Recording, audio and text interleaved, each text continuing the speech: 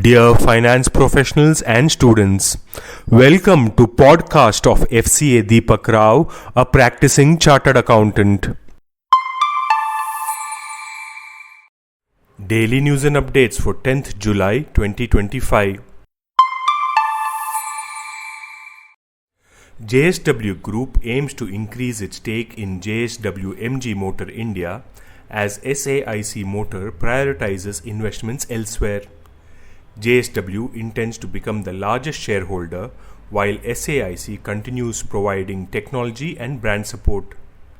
Simultaneously, JSW finalizes licensing agreements with Chinese automakers for electric passenger and commercial vehicles, focusing on localizing production amidst geopolitical tensions. Manipal Health Enterprises, backed by Temasek and TPG Capital, has acquired Sahyadri Hospitals from Ontario Teachers Pension Plan or OTPP for Rs 6,400 crore, strengthening its presence in Western India. This acquisition will increase Manipal's bed count to 12,000 nationwide. OTPP made a 2.6 times return on its investment in Sahyadri, which operates 11 facilities across Maharashtra. President Trump has declared new tariffs on imports from 7 nations set to commence on August 1, 2025. Algeria, Iraq and Libya will face a 30% tariff, while Brunei, Moldova and the Philippines will encounter a 25% tariff.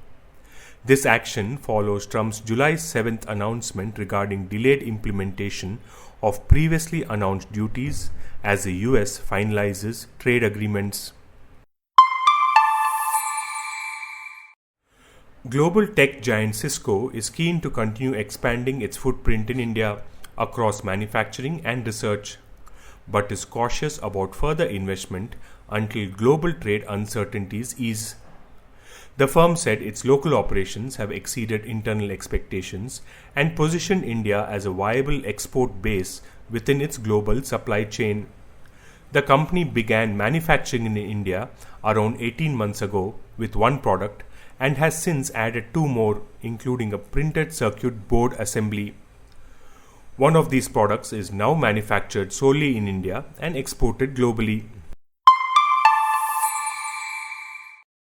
Donald Trump's fresh message to the global pharmaceutical industry to either shift manufacturing base to the US or be ready to face prohibitive tariffs of as high as 200% has Indian drug makers worried. While the tariff quantum looks too high to be real, they feel the need to diversify India's export destinations in a more agile fashion to compensate for any loss of the US market due to Trump's policies. India currently has a 13% share in the US generic drugs market by value, with its annual shipments worth about $10 billion. Currently, the Indian pharma exports to the US face 0 tariffs, while India retains a tariff of around 11% on an average, although duties have been progressively reduced on several life-saving medicines, including high-value ones, over recent years. Tata Autocom Systems and Czech Republic-based Škoda Group on Wednesday said they have set up a joint venture to manufacture railway propulsion systems and components in India. The JV involves a multi-million euro investment. The new company, to be jointly owned by the 2 partners, will focus on manufacturing converters, drives, and auxiliary converters for medium to high speed and regional trains, metros, and light rail vehicles. The manufacturing operations will be based in India.